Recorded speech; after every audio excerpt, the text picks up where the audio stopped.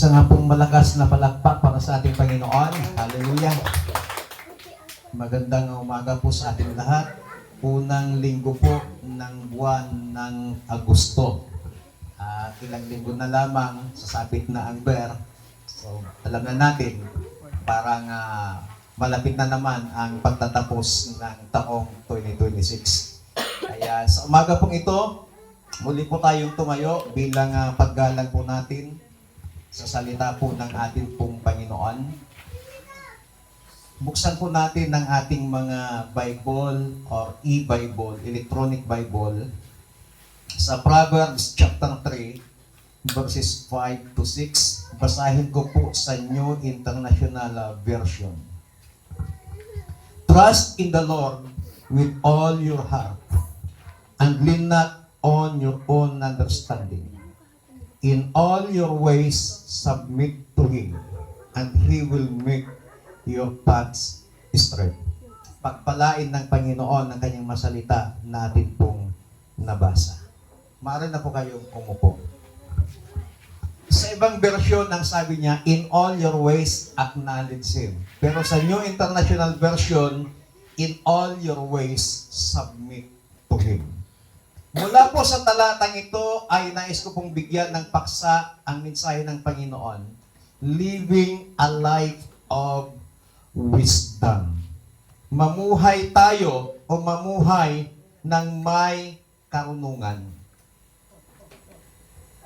Hindi na po lingid sa atin na tayo po ay nabubuhay sa panahon na kung saan ang mga impormasyon ay napakarami. Hindi ka na mahirapang matuto sa iba't ibang paraan dahil meron na pong mga social media. Pag-click mo kay Google, maghanap ka lang, click, andyan na. At nadagdagan na naman ni Brother EI, ni kapatid na EI. At pati nga buses, kayang-kaya na rin gayahin ni EI. Pati mukha, kayang-kayang gayahin ni EI, ni Artificial Intelligence. Yan na po yung mga sikat ngayon. So, ibig sabihin, tayo po ay nabubuhay sa panahon na kung saan ay punong-puno ng karunungan, punong-puno ng kaalaman sa mundong ginagalawan po natin. At sabi nga nila, parang ang hirap ng paniwalaan, lalo na yung mga lumalabas na mga video sa Facebook, sasabihin nila, parang napakahirap paniwalaan. Kasi gagaling naman gumagawa eh. Pati yung pagbuka ng bibig, pati yung pagsasalita. Kung titingnan mo, yun na yun talaga. Pero kapag pinag-aralan nilang mabuti, fake pala yun, EI pala yun. So, bagamat tayo po ay nabubuhay sa panahon na punong-puno ng kaalaman, punong-puno ng kaalaman, kinakailangan mamuhay po tayo ng may karunungan. Dapat marunong po tayong kumilatis kung yung mga nakukuha nating mga impormasyon ay pawang mga katotohanan o mga imbento lamang. At kapag gusto mong matuto sa edukasyon, ang bilis, click ka lang. Pag gusto mong matuto ng mga teknolohiya, ang bilis, click lang. Pag may internet ka, automatic. Dati-dati, pupunta ka pa sa mga internet cafe. Matatandaan ko, meron pong umaatin sa church noon, nung nasa Church of God pa lang tayo, dito sa Poblacion West. Merong isang kabataan na meron siyang internet cafe. Doon po yung tambayan. Pati sina Jasper, sina Ian noon, doon ang tambayan nila. Doon sa internet cafe na yan. Kasi wala pang mga gadgets noon. Bibihira lamang yung mga gadgets noon. Kaya pag gusto mong mag-research, punta ka sa internet cafe. Kaya yung mga internet cafe noon, sikat na sikat dito sa Santa Ignacia. Ang daming mga internet cafe dyan, na talagang loaded ang mga tao. May nagpapa-research, may mga kung ano nung mga ginagawa. So, pero ngayon, halos wala na akong nakabukas na mga internet cafe. Mga Xeroxan na lang. Mga pinagpiprintingan na lang. Kaya lang, mahina na rin ang kanilang kinikita kasi sa mga bahay, may sarili ng computer, may sarili ng printer, may sarili na rin mga iba't iba pang mga kagamitan pagdating sa teknolohiya.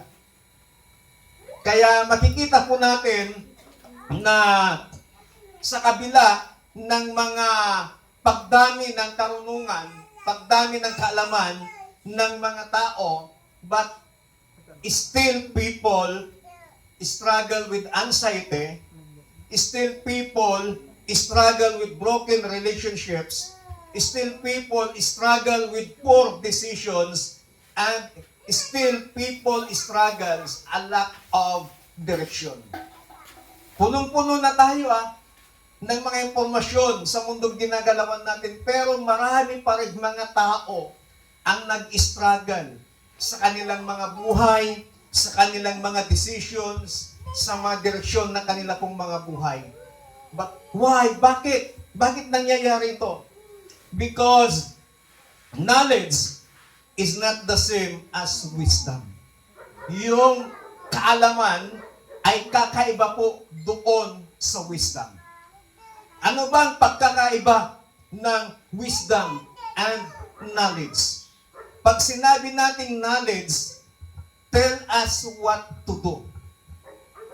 Pag sinabing kaalaman, sinasabi niya kung ano ang iyong gagawin.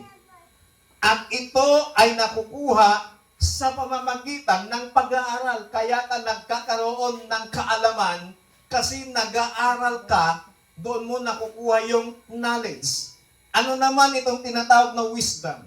Wisdom teaches us how to live according to God's will. Yung karunungan naman ay tinuturuan tayo kung paano mabuhay ayon sa kalooban ng Panginoon.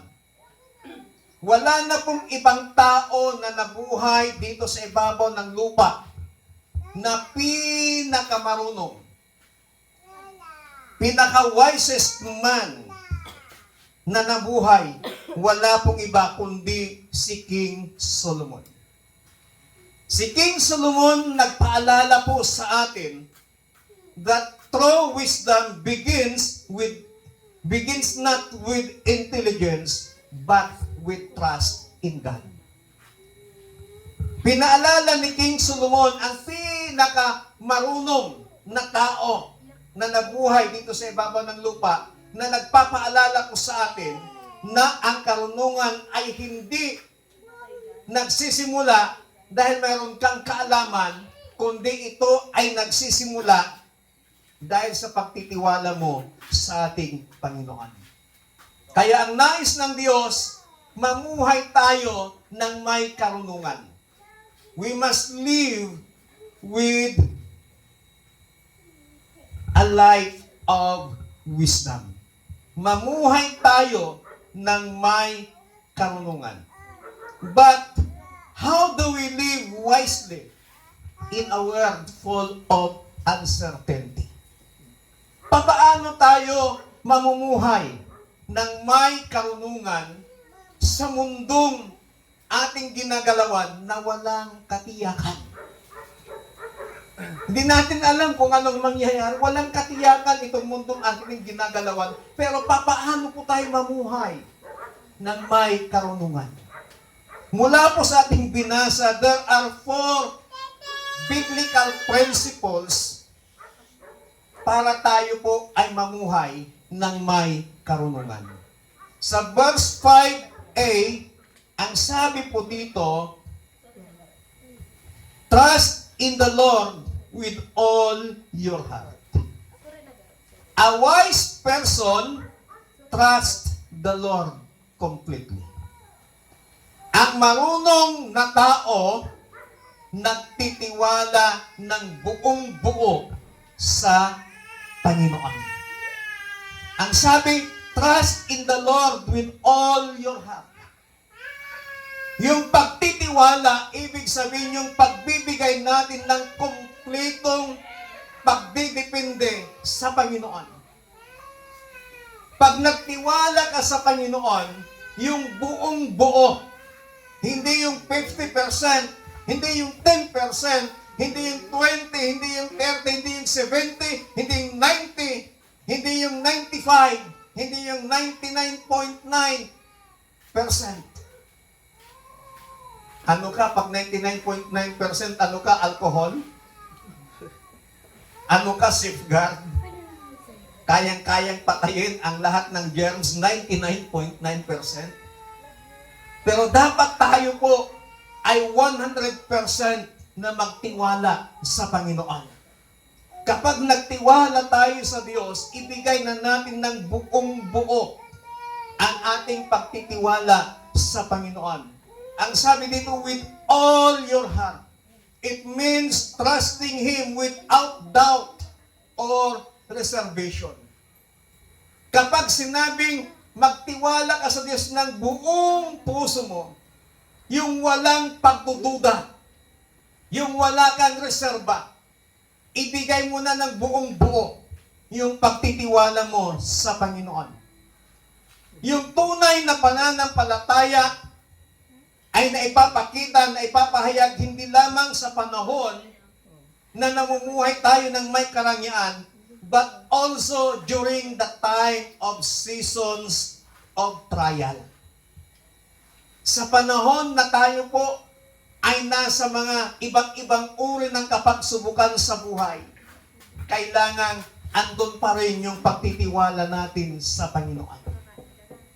Isa sa mga ehemplo sa Biblia na nagpakita ng kanyang lubos at 100% na pagtitiwala sa Panginoon, wala pong iba kundi si Abraham. Bagamat walang katiyakan yung kanyang journey, ang sabi ng Diyos sa kanya, Abraham, lisanin mo yung pamilya, lisanin mo yung tahanan, at huwag kang magdala ng iyong kayamanan, huwag kang magdala ng iyong gamit. At pupunta ka sa lugar na ituturo ko sa iyo. Hindi specific yung instruction ng Panginoon kay Abraham.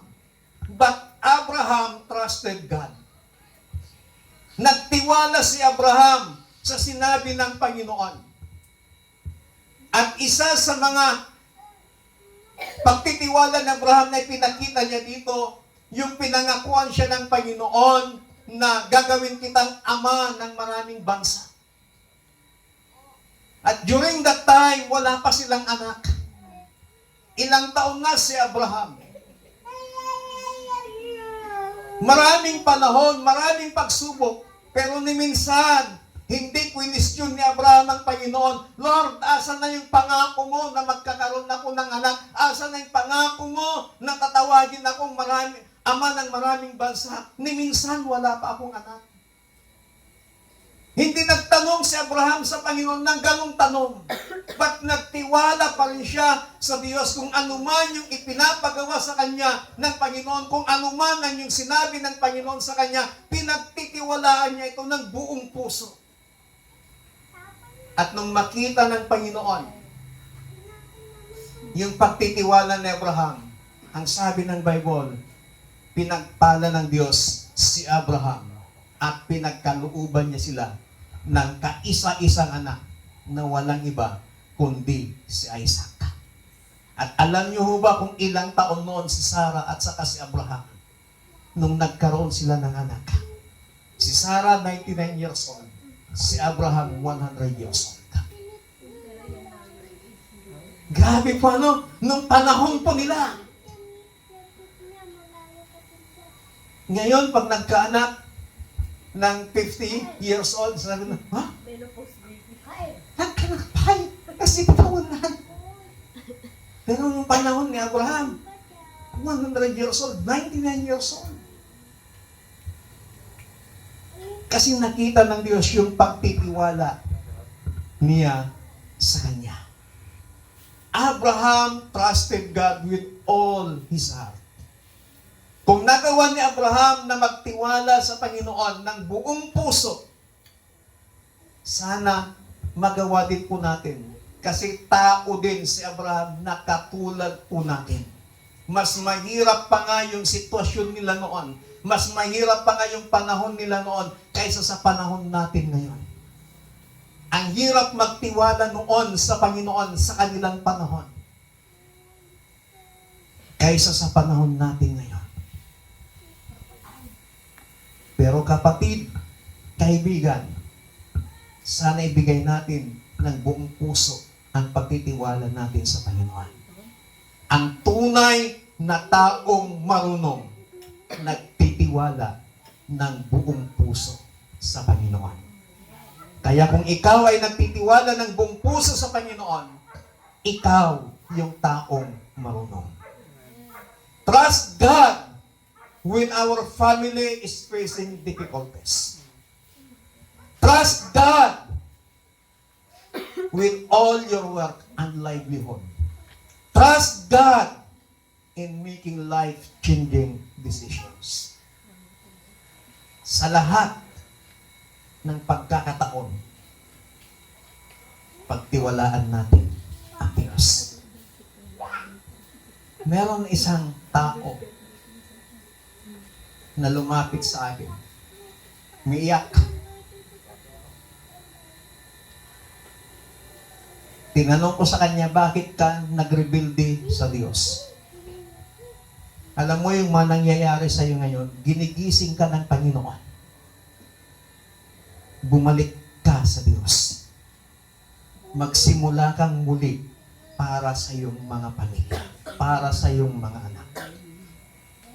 Opo. Magtiwala kang muli sa Panginoon.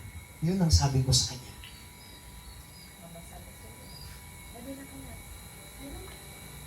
Kaya dapat tayo po ay magtiwala ng buong puso natin sa Panginoon. Palakpakan natin ang Diyos. Pangalawa, na prinsipyo kung paano tayo mamuhay ng may karunungan. Sa verse 5b, ang sabi po dito, and lean not on your own understanding. Huwag kang mananangan, sabi niya, sa sarili mong karunungan. A wise person does not rely on his own understanding. Yung hindi ka nagtitiwala, hindi ka nananangan sa sarili mong lakas. Hindi ka nananangan sa sarili mong kaalaman. Because our understanding is limited. Ang ating pangunawa ay limitado. We see only the present, but God sees the future. Hindi natin kayang tingnan yung ating future, but God, nakikita ng Diyos yung future po natin. Limitado po yung ating pangunawa. Kaya dapat huwag tayong manahan sa sarili nating pangunawa. Hindi naman mahirap na sabihin, hindi ko alam. Kaysa magpanggap ka. Pag hindi ka marunong tumanggap na hindi mo alam, that is pride. Pag nagpapanggap ka na alam mo lahat, that is pride. Okay lang na magtanong ka, pag hindi mo alam, pwede kang magtanong. Pero pag yung nagpapanggap ka, na marunong ka, nagpapanggap ka, na alam mo, nagpapanggap ka, na kayang-kaya mo kahit hindi, that is pride. And pride causes people to believe they can manage life on their own. Kaya ko to. Matalino ako kayang-kaya ko to, malakas ako Kayang-kaya kong lusutan. Ang dami kong connection Kayang-kaya ko to. That is pride. Dapat lagi nating isama ang Panginoon. Amen. Dapat lagi mong sabihin, hindi ko to kaya, but by the grace of God, kakayanin ko to dahil sa tulong at biyaya ng Panginoon. Amen. Ibig sabihin, hindi ka nananangan sa sarili mong lakas, hindi ka nananangan sa sarili mong kaalaman, hindi ka nananangan sa sarili mong pangunawa, kundi nananalig ka sa kaalaman, nananalig ka sa tulong ng Panginoon sa buhay mo. Maalala po ba natin si Peter? Bago siya lumubog,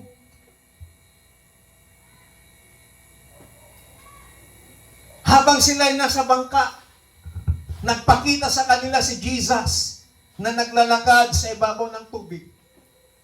Sabi ng mga disciples, multo, multo. Sabi ni Jesus, kalma, ako lang to, kalma lang. Kalma, ako lang to, relax, ako lang to. Sabi ni Peter, Panginoon, kung ikaw nga yan, sabi niya, hahayaan mo akong lumakad sa ibabaw ng tubig at makalapit sa iyo. Ang sabi ni Jesus, halika. Nung lumakad si Peter sa tubig, nakita ng mga kasama niyang disciples, wow, si Pedro! Siguro sabi ni Peter, kayang-kaya ko.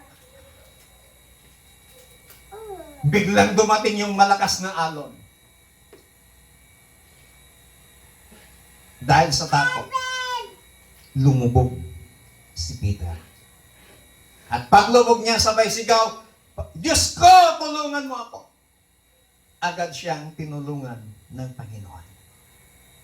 Sometimes, yung pagiging mapagmataas natin, yung pagiging pride po natin, yun po yung magbabagsak sa atin. Dahil biblical po, ano pong sabi ng Biblia? Ang taong nagmamataas ay siyang ibababa. At ang taong nagpapakababa ay siya naman itataas. Ang ibig sabihin nun, lagi tayong manalig sa karunungan ng ating Panginoon. Number 3, na biblical principle, verse 6a, in all your ways, acknowledge to Him.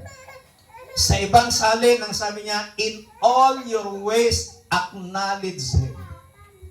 A wise person acknowledges God in every area of life. Ang taong marunong ay kinikilala niya ang Diyos sa lahat ng area ng kanyang buhay. God is not only Lord on Sundays. Ang Diyos ay hindi lamang Panginoon tuwing Sunday, but we should be acknowledged in every area of our life.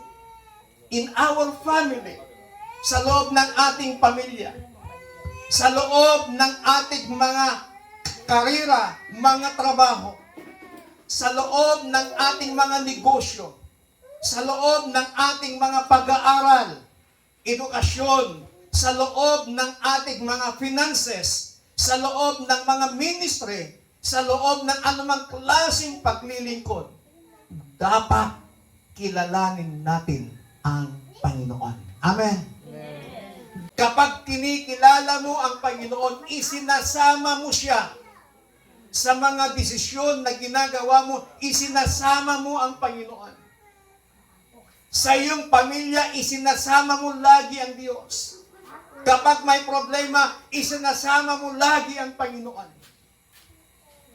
Kaya sa buhay po natin, sa lahat ng gagawin po natin, kapag kinikilala natin ang Diyos, nagpapasakop tayo sa Diyos, sinasama natin siya sa lahat ng pagkakataon, sa lahat ng area ng ating mga buhay. Amen? May trabaho ka, isama mong Panginoon, huwag mong iwan ang Diyos sa bahay.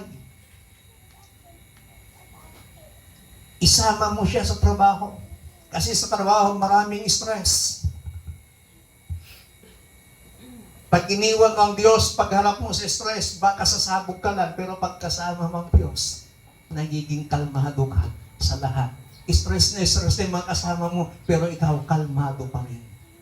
Kasi kasama mo ang Panginoon. Kasi nagpapasakop ka sa Diyos, nagiging kalmado ka. Kasi alam mo, kontrol lahat ng Diyos. Amen? Amen. Amen. Palakpakan natin ang Panginoon. Kaya kapag marunong tayong mga tao, mamuhay tayo ng may karunungan, matuto tayong magpasakop sa Panginoon. Pang-apat at ang panghuli.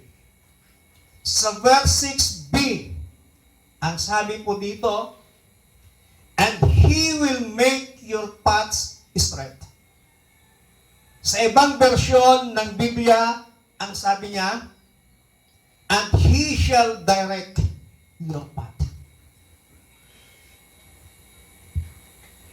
Mas gusto ko yung version ng NIV na sinabi niya, and He will make your paths straight. Gagawin niyang tuwid ang iyong mga daraanan. A wise person receive God's guidance. Ang marunong na tao tumatanggap ng gabay ng Diyos. Lagi po nating tandaan that God does not promise a life free of problems. But He promises the right direction. He promises the right timing. And He promises the right purpose. Kailanman wala tayong mababasa sa Biblia from Genesis to Revelation na ipinangako ng Panginoon na hindi ka magkakaroon ng problema, na hindi ka magkakaroon ng pagsubok kapag isinuko mo ang iyong buhay sa Kanya. Wala tayong mababasa doon. Pero mga nababasa natin ay pinapalakas niya ang ating loob, pinapatatag niya ang ating pananampalataya kapag tayo ay dumaraan, kapag tayo makakaranas ng iba't ibang uri ng pagsubok. At ang pangako na mababasa po natin sa Biblia na sinasabi niya ay bibigyan niya tayo ng tamang direksyon. Mga signs sa mga kalsada, kapag hindi ka marunong magbasa ng bawat signs, mapapahamak ka. Ang mga signs na nilalagay nila sa mga kalsada ay para magbigay ng tamang direksyon. Parang bawat driver, bawat manlalakbay ay hindi maniligaw kung saan ang pupuntahan. Kaya ang Panginoon, nangako na bibigyan niya tayo ng tamang direksyon.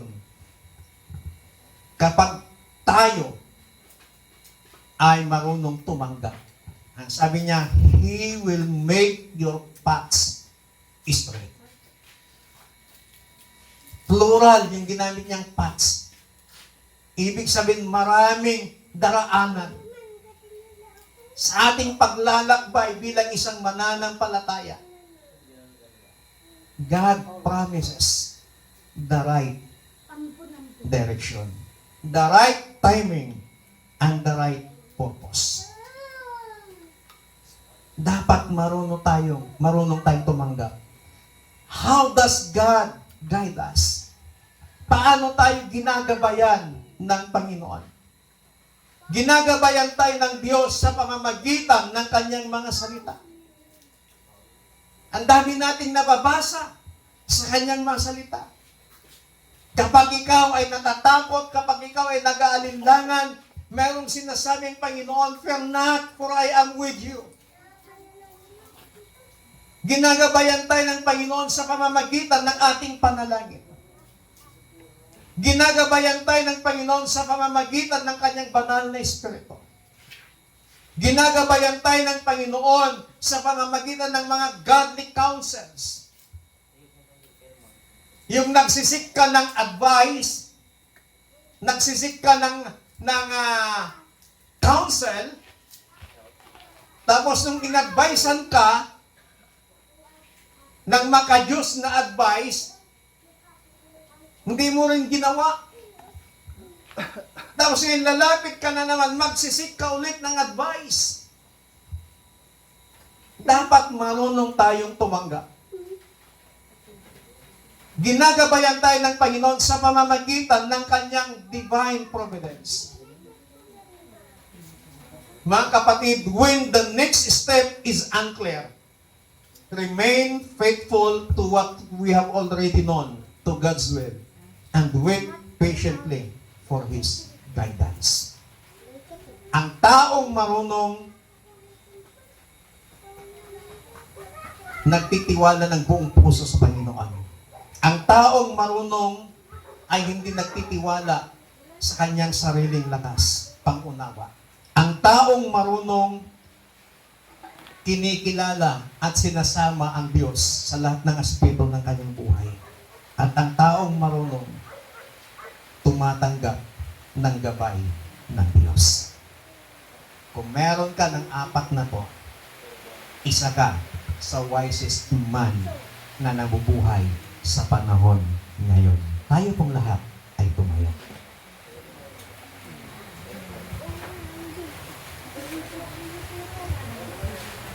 Sa mundong ating ginagalawan, na walang katiyakan, mamuhay po tayo ng may karunungan. Mamuhay po tayo ng may karunungan. Kailangan po natin yung wisdom na nanggagaling sa ating Panginoon. Kailangan po natin yung gabay ng ating Panginoon. Hallelujah. Hallelujah. Hingit sa kailangan, hingit sa kailangan,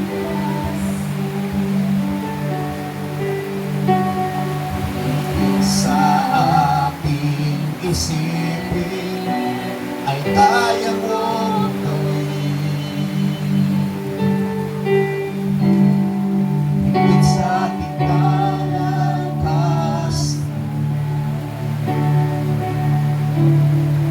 sana'y ilag ko. Higit sa aking isipin ay kaya mong gawin.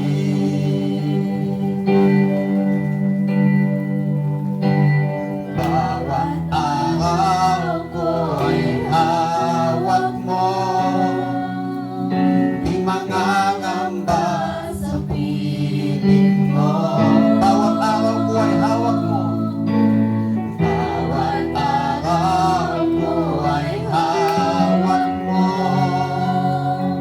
di magangamba sa piling mo. Walang mahirap sa Diyos. Walang mahirap sa Diyos. Ikaw ang Panginoon na makapangyarihan.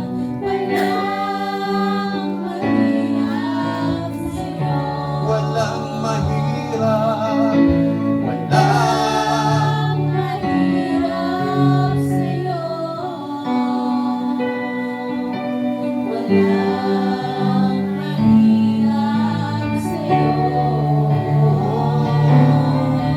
ikaw ang Panginoon na makapangyarihan.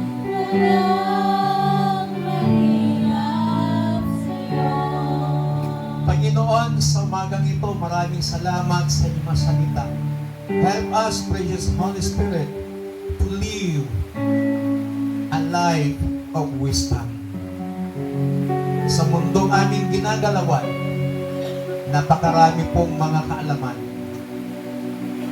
na aming nakikita, aming natututunan. But Lord, give us wisdom. Help us to to live a life of wisdom. Salamat ng marami. In Jesus Christ, mighty name we pray.